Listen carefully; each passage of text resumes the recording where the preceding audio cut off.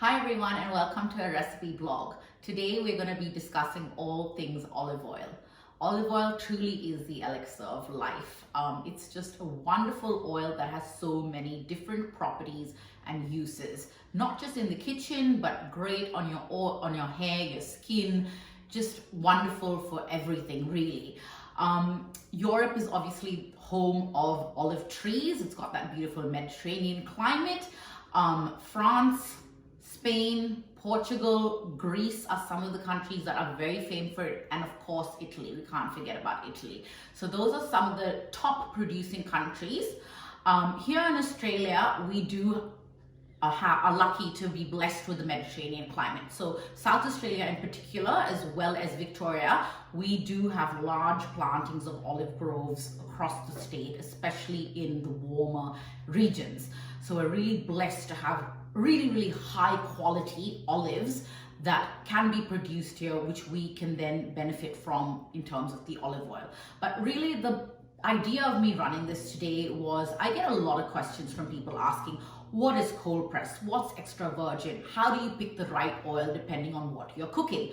And look, there's so many brands out there. There's so much on a label that can be confusing. So I guess what I wanted to do today is just to formulate a little bit of a guide to help you guys as to what you should be buying, what you should be using on a regular basis.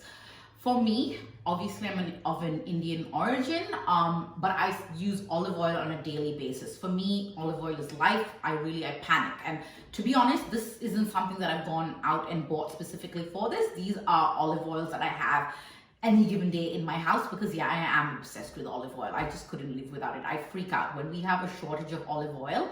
It's panic mode for me. So let's get stuck into it and let me get on showing you a few of the olive oils that I like, the brands. Before I get into it, let me just tell you, olive oil, great for the heart, the brain, for all of your joints. It's a lubricant, it gets everything going. It's known to be an antibacterial, anti-inflammatory. So just great for gut health as well, because it does prevent, from a lot of bacteria that can exist within the stomach and the stomach lining. Great for Alzheimer's, great for if you've got heart disease or preventing heart disease. The list goes on. Jump online if you really want to get into the nitty gritty, but I can't sort of go on about how brilliant olive oil is. To start with, I'm going to start here in the corner here, this big I think this is 3.78 liter bottle. This is Romano olive oil.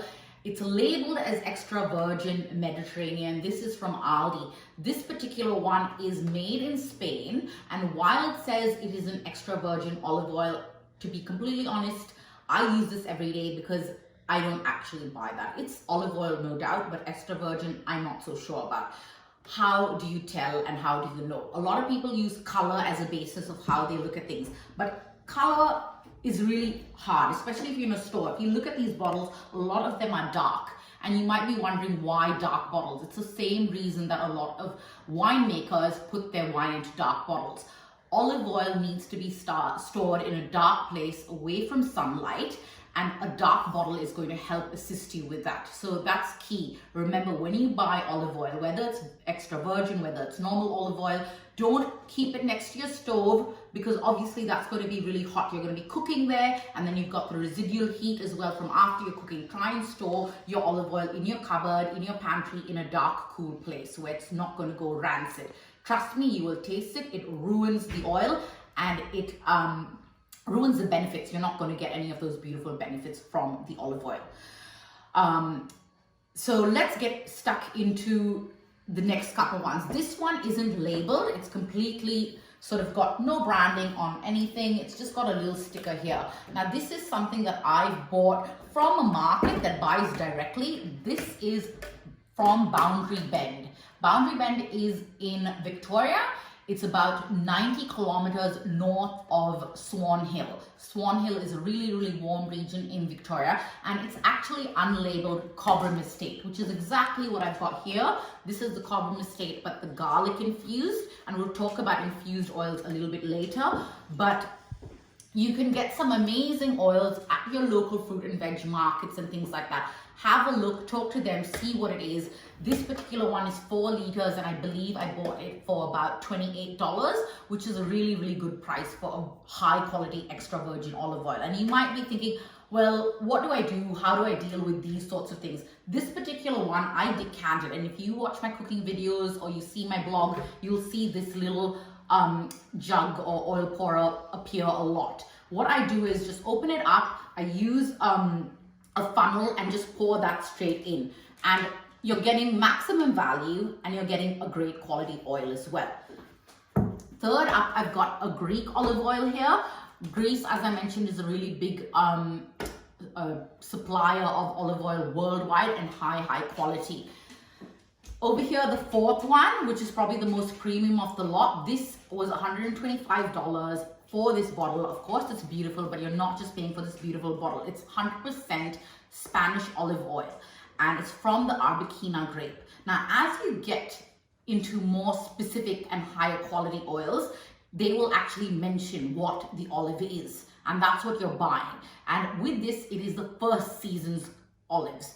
So just like grapes, when you use the first pressings, it might go into their sort of estate, their top tier, and then it goes down. It's the same way of classifying oils with olive oil. And this particular one, they've kept it in a clear bottle so you can see that beautiful color. This is meant to be a soft, rich, buttery olive oil. And now that brings me to flavor profiles.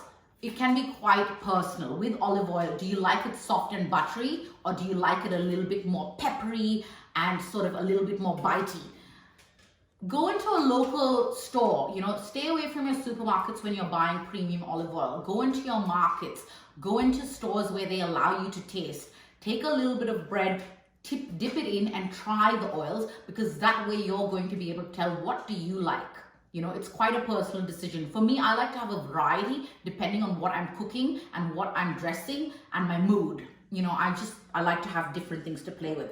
Coming to these final ones here, I've got the Mount Zero, and this one actually mentions the grape varietal not the grape varietal, sorry, so used to talking about wine. The olive varietal, which is Franteo. Franteo is actually an Italian varietal, so it's actually mentioning on here. And Mount Zero is an amazing Victorian producer.